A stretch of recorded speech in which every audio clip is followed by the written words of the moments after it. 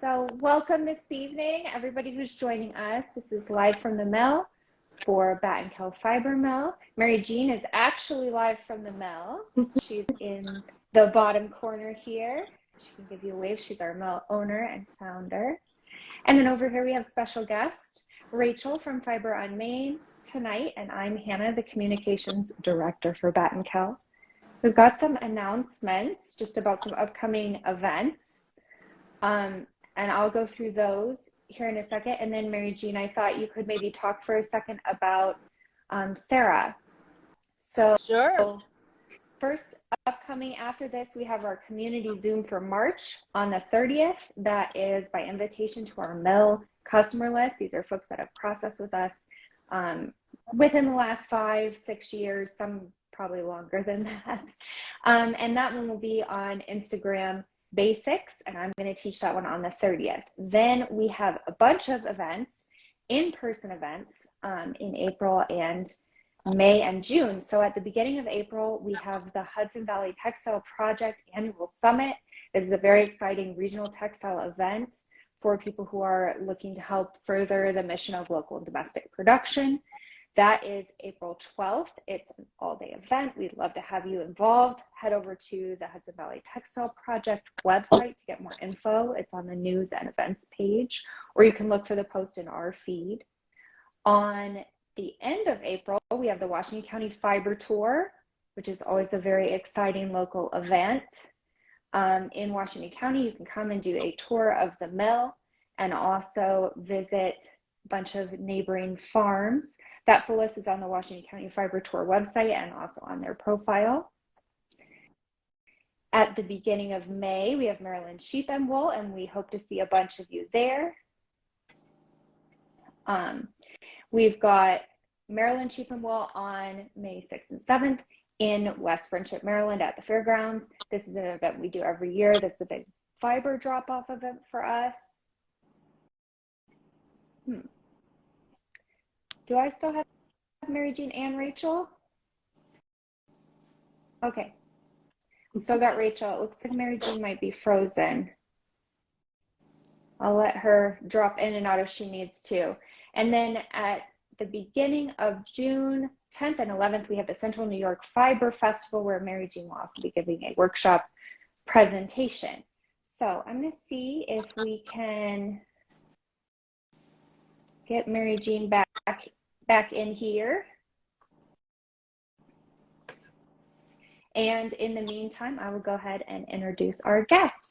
Rachel, we're so glad to have you with us. Rachel is from Fiber on Main. I don't know what your official title is, Rachel, at Fiber on Main. It's Fiber Arts Coordinator. Okay, great. And for Fiber on Main, for those of you who don't know, Fiber on Main is a shop in the hamlet of Hurleyville, New York. It is a collaborative workspace. It has some different projects, and that's it. She's back with us. Getting a lot of milk. Oh, I think that's show us something. So I believe that you're just getting off some machines today, and that might be what we're looking at. Gorgeous. Well, now all of it is explained. She disappeared for a minute because she was walking over to the mill. Very exciting. Awesome. So it looks like she's showing us the spinners, getting a sneak peek at some yarn that will be headed your way very soon.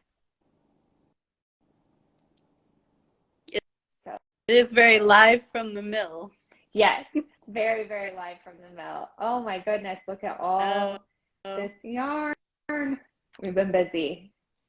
We've still got some more people joining us. So for those of you who are just joining us, we are taking a sneak peek at some fiber that we've spun for Rachel at Fiber on Main, who is our guest for this evening tonight on Live from the Mill. And we are quite literally getting a live from the mill tour from Mary Jean of beautiful things on the mill floor.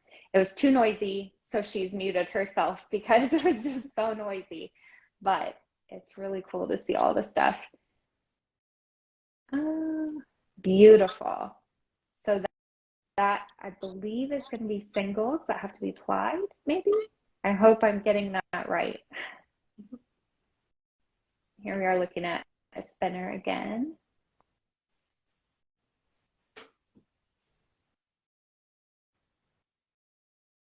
Oh, I think that might have been Angie, maybe. Not sure. Not sure who we almost ran into. And then we're going back out to the pin drafters. Looking good, and that's the big Carter. Skirting and washing area. Oh my goodness, look how much wool we're storing. So much wool. All right, we've got Mary Jean back. She's on her way over to the office, I think. Great. So, Rachel, I would love for you to tell us a little bit more about Fiber on Main, what the shop's story is, and kind of what the role was envisioned for within the community, because you guys have a unique sort of mission statement. Yes, the studio was founded in 2016, and it grew out of a maker's lab space. And they started with classes on natural dyeing and all sort of textile work. And then the shop at our old location opened, run by the lovely Annie of Fisher Cat Fiber. And I believe she's on here somewhere. And so she really got everything moving with wool processing from the sheep. And we get wool from local sheep at the Center for Discovery, which supports individuals with developmental disabilities. So they can come in for prevocational programming as well as community engagement when COVID allows. So we've been working with Battenkill Fiber Mill for a number of years, working on processing the sheep wool into yarn. And it's only gotten better and better as we've learned to work with the sheep and the fleeces, and skirting is very important, as Mary Jean will tell you. And also just the lovely care that our animals receive also from our individuals here at the center. And so we have lovely yarn here behind me. And I finally started a sweater that was dyed with avocado, and I think that was in one of the images that was sent out. Yes. And we had all this beautiful yarn that has been woven into amazing pieces by our individuals here, and we have a few of these Addie hat knitters around, which I don't know if everybody is familiar with them, but it's a sort of mostly plastic circular knitting machine. And we approached Mary Jean and asked, can we make our yarn into something that will go on the hat? So this was from maybe 2 years ago, not sure exactly when. So the because the wool has oil on it from processing, am I right? Right. It goes beautifully in the machine. We've never had a single problem with it, and nobody gets how easy it is just to crank out a hat. So that's something our individuals who come into the shop can work on, as well as some of the natural dyeing or making scarves. So I've got a couple hats here of, varying colors, but they do sort of make a lovely 2-layer squishy, easy to finish hat. It's all just sort of drawn in at the top. So that was our last big project, and now we're just getting more complicated with adding in some different fibers from neighbors' farms. And maybe Mary Jean can talk a little bit about what we've got on the mill. I did, where it was really loud and I walked around. I showed at the beginning the white cones that are ready whenever you send a runner for them for more machine knitting. And that is such a great project. I'm really glad. Let me just say that we kind of had that big meeting where we talked through. And this is like a lesson for all our customers to come to us with an idea. Like, this is the exact machine we want to make something on.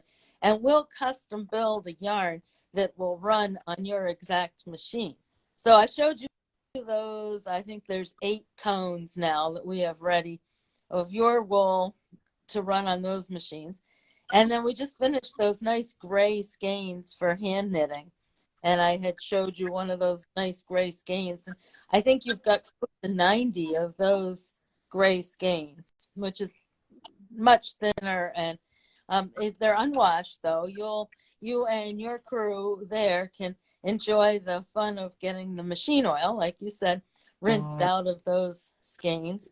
And then we also have that comb top that one of your board members or supporters had found at one of his friends' barns, donated to you all. And that was the single ply I was showing you on the bobbins. And we are getting ready to ply that any day now. And the plan is to dye that in miscellaneous colors. I had so hoped we could have gotten it plied for the last little project because the customer picked some. Hannah, she read your color trends report. Oh, and good. We got to see one of the yellows and one of the greens. Yes, from the trends. They were very trendy. And also a bright blue, but I think they would have added a nice pop in your shop. But that came and went. But we have more colors coming up. We're dyeing a lot of jobs to take to Maryland right now. So we'll get that fine wool dunked into some pots in the next couple of weeks. And they should all be ready for you by the end of April. Well, hopefully we can show some sneak peeks of those colors right here on Instagram. Sure. Wonderful. We have Fibers on Main secret colors ready because the plan is, 6 or 8 skeins per color is all. That whenever we can just squeeze another pound or 2 into someone else's dye bath, we're going to do that. The idea was that we weren't picky, that we would just go along with whatever was on board. And our goal is to get away from yarn that's been produced outside of the U.S. So this comb top was dead stock roving that may have never seen the light of day again, but we lucked out and got a good 20 pounds of it to process into yarn for the shop. So it won't be from local sheep, but we're at least trying with sort of dead stock materials to close the amount of things we get from all over the place. The price was right. The price was that also helps. Yeah. It really does keep costs down that we can pass on to our customers who, then can comfortably make a sweater. And the darker skein was alpaca and wool. Yes, that was your farm manager had selected those fleeces, and you and she came up here that day. Yes, it's been a while. A car full, and so I believe there is some alpaca in that. And yes. Wool is very nice that's in it. It's very soft. So I think it's gonna make it was a lamb fleece and some alpaca. So we've gotten from Mary Jean's lovely instructions how to better clean and sort our fleeces and prioritize, the best of the bunch for a really special yarn for hand knitting so that we can wrap it into our workshops here or our weaving and anything else that might come down the line. And then to always have this stock of cones of yarn for the hat knitter because it saves us steps of, winding skeins into balls for the hat knitter. And then also we tell people that these hats have never left New York State and they're always really excited about that. And it's such a good opportunity for the individuals who are there also to, this is real world experience here, working with professional grade materials. This is not a hobby enterprise at this point, what they're doing with some basic stuff. I'm sure it's a Addy knitter like you might have at home, but it's compatible with the abilities of the operators, that putting them individuals with disabilities trying to learn to run a programmable stole machine is just probably not going to happen. And people get their master's degree in running a stole machine and they still can't. And so to scale to the capabilities, and the same with the yarns, it's much heavier weight yarn than a stole or shimashiki would use it at a large knitting mill. Yet on the other hand, it gives those individuals a sense of being in a business setting, of in a production operation scaled in a way that it's not overwhelming. So it's a great all around project, fully great all around. There's a lot of satisfaction of, completing a hat in one sitting, that it's something that we can do in a short amount of time in between all of our other activities of the day. And then, they have hats to wear or hats to give to family, or hats if we do, like when we came to Hudson Valley Textile Project, to do a little table of all of the products that we sell. And we sell some dryer balls also with the roving from our sheep at the general store in town. And there's always plans of, can we scale up on, even simple things like dryer balls to, add value to our wool. So there's our whole story, I guess. And we just so appreciate your interest and support in the Hudson Valley Textile Project as well. And at one point we were actually in our quest for a building looking if we could find something in your area, but I am pleased to let you know that we came up with a former silk screen printing facility that was used to dryers and hot air coming out the vent, and used to caustic dye stuffs coming down the drain in Mechanicville, New York. So we're settling in there, and we'll have I don't remember when Colleen, the plant manager, is coming on, but soon. It's not the next one, but the second one in April. So it'll be around the end of the month. I think it's the 24th, but don't quote me on the date yet. She's also a guest on the National Fiber Shed Waste Wool event on April 26th. That's so great. And we'll be doing her same presentation at the Hudson Valley Textile Project's 6th annual summit on April 12th. So she's got one PowerPoint, and it's just gonna start making the rounds now. That's awesome, though. That's such an exciting announcement. Yes. Yeah, compared to some of the other doom and gloom announcements we've had. Sadly, related to how we're always looking for money for the Textile Project, our friend Sarah Pomegranate at Sarah Pomegranate, her real name is Sarah Bauer, has hit a little bump in her road. She had cancer a number of years ago, and unfortunately it has come back. And of course, she's got 1 million followers, and they're all devastated, and they want ways to send her their love and their support, which is charming also. And so I was talking to her and said, what can we do, Sarah? And she said, well, to tell you the truth, there's nothing I need, but it would mean the world to me to see the funding that the scouring facility needs come in. Let's use the lemons in my life to make lemonade for the Hudson Valley Textile Project, it's just heartbreaking when you think of somebody who's that sick and yet thinking of nothing but the fiber community around her.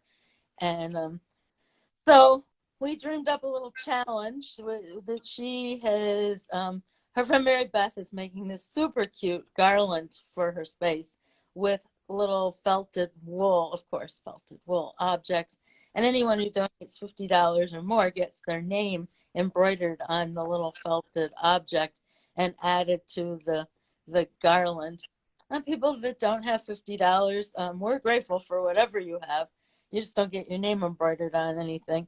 And if you want to just make a little thing 4x4 to go on the garland, you can do that too. And I know there's plenty of people who are making a little thing to go on the garland and giving 50 or 100 or whatever.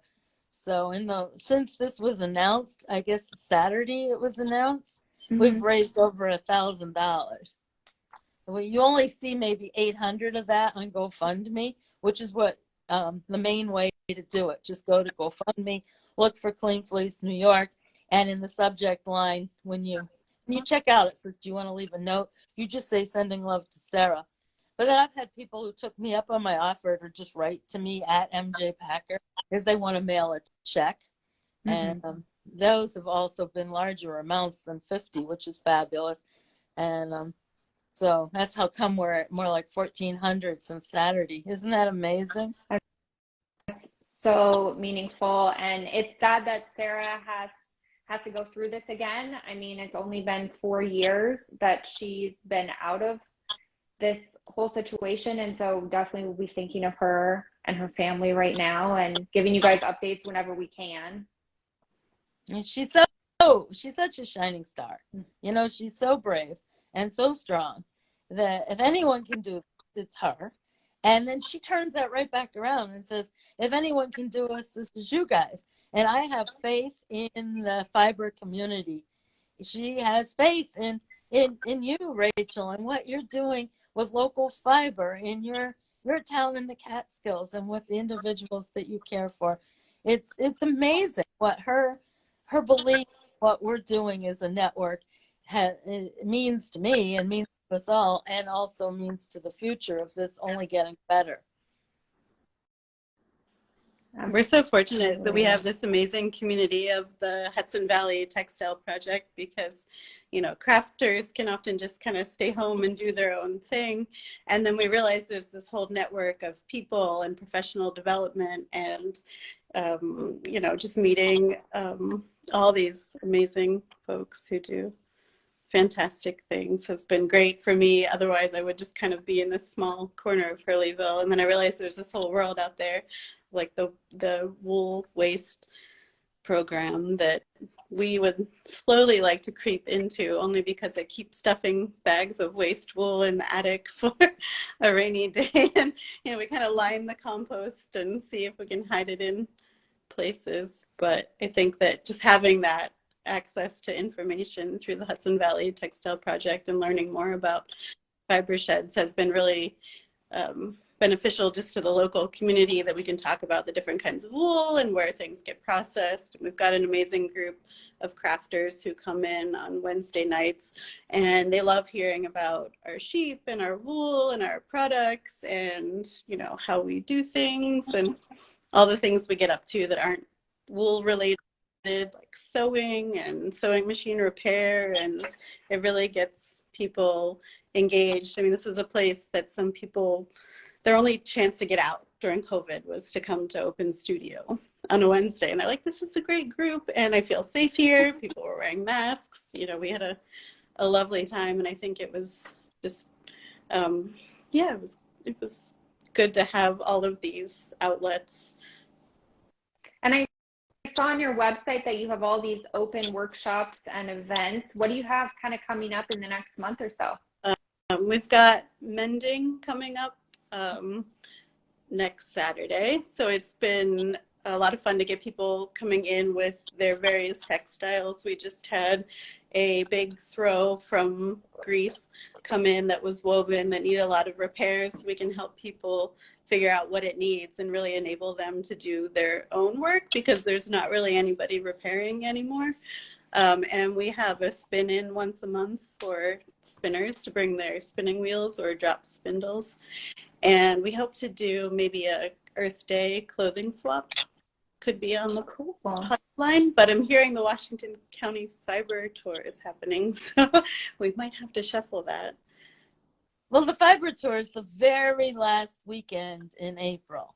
Oh, not Earth Day. Weekend after Earth. Great. So you ought to be able to do both. Yeah. And what a great idea! I could really use a garment swap myself. You know, you get tired of what you've got, and I'm really, really trying. Like here I am in my Poshmark cashmere. I can't give up cashmere, but I give up buying it with the Lord and Taylor tag still on it. That I can go that far. But when they're pre-owned, I find that the arms get holy a little quicker, and I go through my elbows faster. But I still think it's the right thing to do. Mine usually go in the armpits, and then I'm in a meeting like this on my patches. Mine are always elbows. Yep. So right now I'm knitting these sleeve things that slide down over, and I'm just going to sew a big double layer around the whole elbow. Nice. And we'll have intro to crochet coming up soon, and we're planning on reeling in some of our occupational therapy interns, and they've been really great to teach because they give me ideas of how to teach differently or how to approach it, or maybe some way to adapt what we're doing for crochet, because the knitting is really easy to adapt with the hat knitter, but crochet, we're like, oh, maybe we could do this. We could have one of these loom knitters holding the crochet down for somebody. And we have members from the community who've maybe had, you know, a stroke or injury or something that want to do crafts, and they feel like they can come here, they use the hat knitter or learn to crochet. So we're able to sort of transfer the things we've learned to our wider community. I took a class at Vogue Knitting in January and February with Trisha Malcolm, the editor of Vogue Knitting, and it was on textile trends for the year ahead. And she said the hottest trend is crochet. That she went to runway show after runway show and found these just spectacular crochet garments, and especially for spring and summer. A lot of tunics and vests, fringe, you know, so crochet your thing to waist height and then add some fringe to cover the spots you like to cover. And then free form, not my crochet days of a granny square that grew and grew. This is art. This is make the center of a daisy somewhere and then make some petals and then pick up around it and make another daisy somewhere and then bunch of French nuts in the middle. It was amazing, the ideas I got, and so liberating for people that are hands a little hard to hold a small knitting needle. So liberating for people that can still see design in their mind but are having trouble seeing the page and following, remembering where they were. You can remember when you got one daisy here and you want another daisy here, you can work your way over to daisy number 2 without some of the constraints of traditional by the rules. So I think it's fabulous to teach people basic crochet. Mm-hmm. We've got a ball about this big of chain crochet with 4 strands of whatever acrylic worsted weight comes in the door. And if someone's not really sure what to do, they can just keep adding to that. And hopefully someday it'll be a large scale weaving. But for now, it's just sort of a easy thing to pick up and pull. And when we have folks who are learning to crochet, I usually have them doing chain stitch until they're bored out of their minds, until they've got the hang of it. And that chain stitch could be used as fringe too. A couple of the garments that Trish showed had essentially been woven chain stitch. So they used the chain stitch as though it were yarn and just in and out make the fabric, and then where you didn't need so much coverage, there was just the fringe. Really clever ideas. So hopefully we can report back on Instagram once we join Hannah for the Instagram tips and tricks. I've never done an Instagram live, so this is exciting, but I was like, I don't know what button I push. No, you did great. You did great. It was perfect. Add the tips and tricks, and you're already doing a live. Look at you go. Yeah. We're here, so hopefully we can learn some things on Instagram with Hannah and everyone else. Next week, right, Hannah? Yeah, Thursday. it'll be on a Zoom. It's a community Zoom. So you have to be on our Mill Customers newsletter. It's one of our bonuses for milling yarn with us, processing your fiber with us. We have these special events, but they are recorded and you can watch them again the day after usually, or the Monday after. So if you are not able to come on Thursday, you can watch it again later. But if you can come on Thursday, I would love to have you so I can answer questions live, because we don't record the question and answer session. That way, if anyone has a question they want to ask that they feel is a little sensitive, they just can ask, and feel free to ask it. And that's why we limit it just to our customers, because it really is our community. And we usually on the live, on the Zoom event, we'll only get like 25 or 30 people join. So it's a very nice, friendly group and so interesting because they call in from all over the country. where our customers, of course, are all over the country.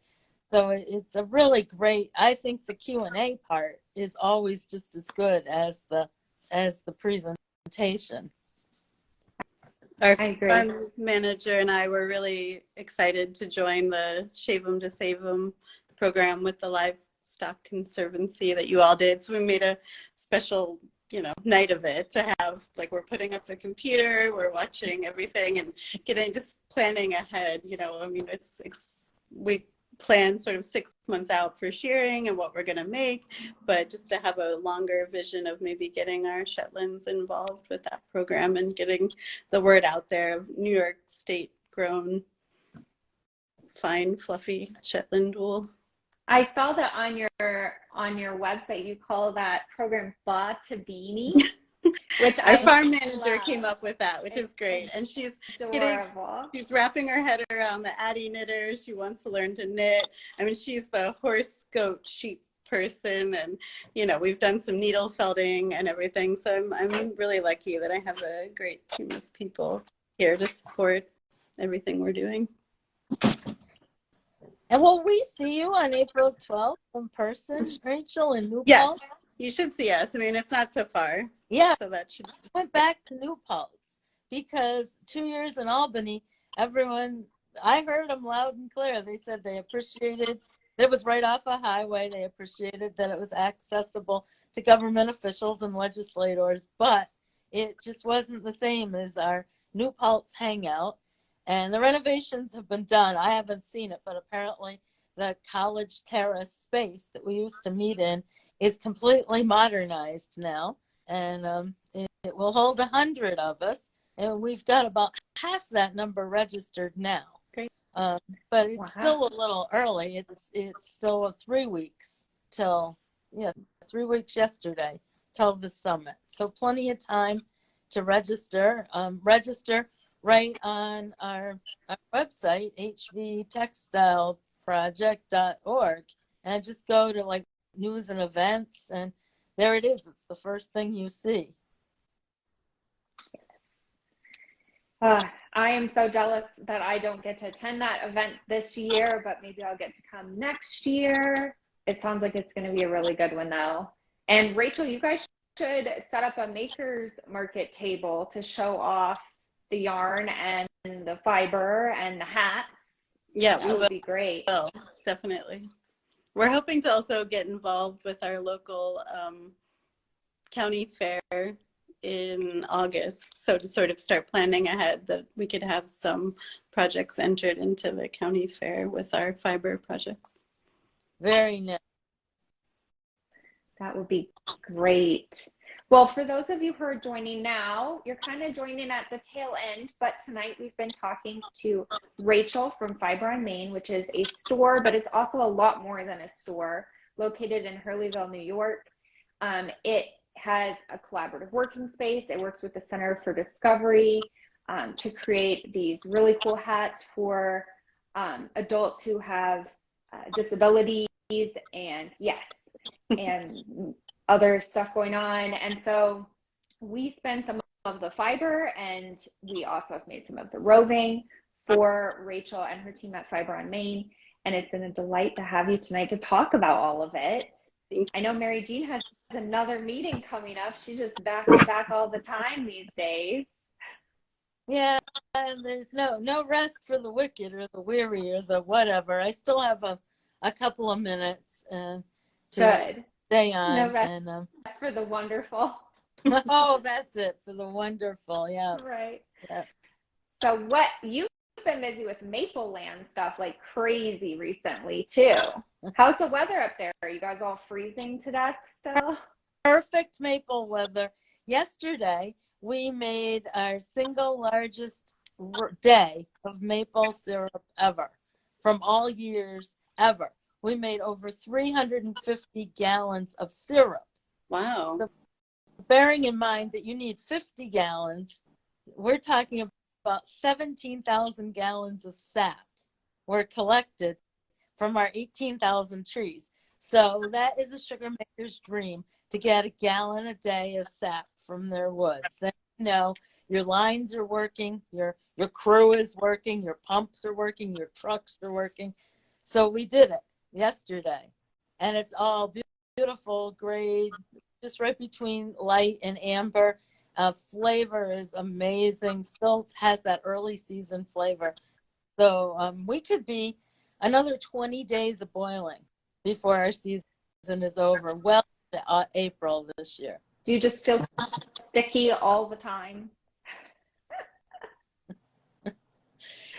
I'm a little burnout of maple, I gotta say. And this weekend is our final weekend of pancake breakfast. The number 350 is stuck in my mind because that's also the number of breakfast we served on Saturday and Sunday. Yes. And we'll probably be even busier because the weather is nicer this coming weekend.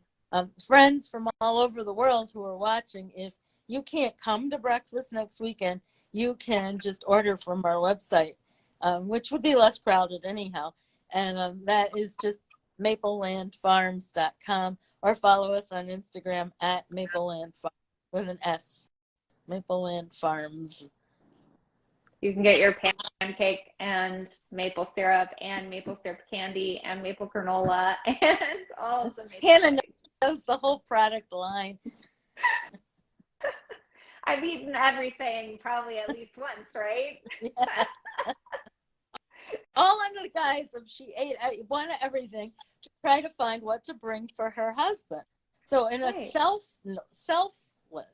don't even like maple. Yeah, I don't even like did maple. this just to benefit him, to make him found the single best item to bring home to him on the airplane. Because space was a premium. That's just why she brought most of it home on the inside.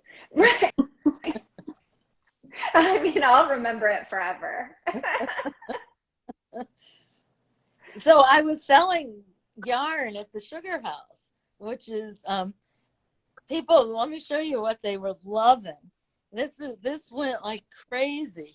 This is sugar and colors, I guess. I just, we've had it. It's botanical extract dyes. It's a nice squishy Romney merino, and I'm knitting a little shawl in this plus the indigo. So I'm using all 4 colors. And so when there's a lull in the action, I'm standing at my checkout counter knitting a little with these 4 colors. And so people watching me knit, when they check out, they take these. This is the best seller right here. Oh, I love that color. That's the Matter Deep. I think it'd be a great sweater. It's a very flattering color. It's like a rusty pink.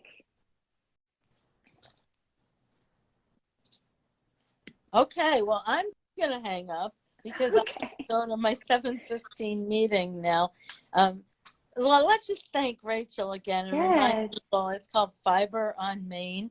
And if they're nearby, they can visit. If they're not nearby, they can plan a vacation to the Catskills. Just Absolutely go and spend a day or spend a week at Fiber on Main.